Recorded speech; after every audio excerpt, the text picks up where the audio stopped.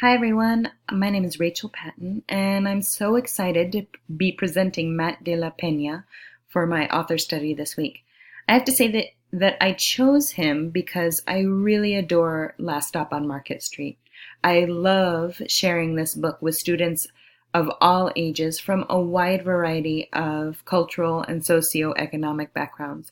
Once I started researching Matt de la Peña, I discovered that I really knew very little about him. So we will start with his background. Like many authors, his early life has really informed his work.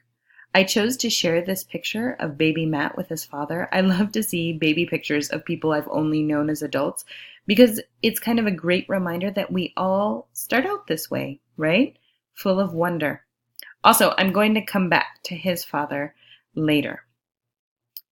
So Matt de la Peña was born in a border town outside of San Diego called National City. His father is Mexican and his mother is white, and many of his books feature mixed race characters. He describes his upbringing as very working class. He watched his father get up early before the sun to make it to work, and he watched his mother worrying about money. He played basketball a lot. In his Newbery acceptance speech, he calls himself a hoop head. You can also see in his Newbery acceptance speech that he actually looks like a giant. I can imagine him playing basketball. De la Peña got his BA from the University of the Pacific, where he received a full athletic scholarship to play basketball. He went on to get his MFA in creative writing from San Diego State University.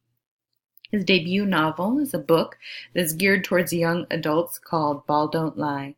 So De la Peña wrote quite a few notable books for young adults, including Mexican White Boy. And in 2011, his first picture book, A Nation's Hope, the story of boxing legend Joe Louis, came out. It's illustrated by the amazing Kadir Nelson. In 2015, his second picture book was released. He wrote more books geared towards young adults in the interim. His second picture book was Last Stop on Market Street, and as you may or may not already know, it won the 2016 Newbery Medal. That same year, the National Council of Teachers of English awarded Matt de la Peña the Intellectual Freedom Award. In 2019, the University of the Pacific, his alma mater, gave Matt de la Peña an honorary doctorate. He lives in Brooklyn with his family, and he travels all over the country speaking to schools, and he teaches creative writing. In addition to being a great, really great author, he's also a great speaker. You don't have to take my word for it, though. You can watch his full Newbery acceptance speech here. Matt de la Peña writes for a wide range of readers. He has 7 young adult novels, and many of them deal with pretty weighty issues: race, identity, income inequality. His books for older readers could serve to open up a meaningful dialogue about these issues. I read The Living. It's a really fast-paced book, and it's driven by this disaster, an earthquake that happens. He has some middle grade novels in the Infinity Ring series, and 5 picture books so far. I mentioned A Nation's Hope earlier, which is illustrated by Kadir Nelson. Carmela Full of Wishes and Last Stop on Market Street are both illustrated by Christian Robinson. Love is illustrated by Lauren Young. Love is a beautiful book, and in it, Long and de la Peña make some really courageous choices. They depicted situations in which children might be scared. One particular page shows a child huddled over a piano, obviously scared, as his parents fight. There's a whiskey glass perched on the piano. De la Peña describes the decision to include this scene in the book, the decision to fight for an illustration that depicts a domestic dispute. He says that in the end he needed to be real when talking about love. In the midst of all of the fighting, there's still a lot of love. The Last Stop on Market Street is one of my favorite books to read aloud. CJ and Nana are amazing, relatable, special characters, and it's impossible to look at the world just the same way after reading this book. There are so many gems. Rather than read them to you myself, I thought I would play some of the book read by Matt de la Peña himself.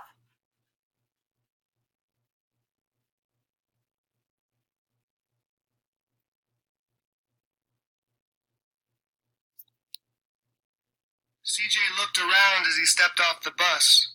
Crumbling sidewalks and broken down doors, graffiti-tagged windows and boarded-up stores. He reached for his Nana's hand. How come it's always so dirty over here?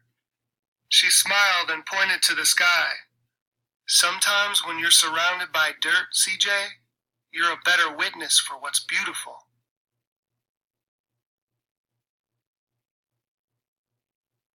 In addition to the books that he's written, Matt de la Peña has written short stories, articles, made podcasts, and contributed to journals.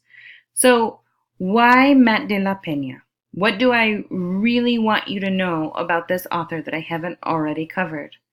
I think that Matt de la Peña is a great author of diverse books, books that have something for everyone. Either they provide a perspective that a reader can identify with, or perhaps they provide a perspective that challenges a reader to expand their own horizons. He's a fierce advocate for the reluctant reader, the kid or teen who just hasn't met their book yet, or perhaps the adult. Matt de la Peña wrote a fantastic piece for NPR's Code Switch blog, Race and Identity Remixed, called Sometimes the Tough Teen is Quietly Writing Stories. He talks about his own journey with reading, the journeys of some of the tougher kids he has met, kids who haven't realized all of the incredible things they have to offer the world around them. Remember how I said that I would come back to that picture of Matt and his dad? Well, here we are. In this piece that I'm talking about, de la Peña writes about watching his father become a reader, seeing him fall in love with books, and witnessing him going back to school as an older adult and eventually becoming a teacher. Ultimately, what I really want you to know is that Matt de la Peña sees our kids, the good and the bad, the light and the dark, and he believes in every single one of them. And that's pretty cool.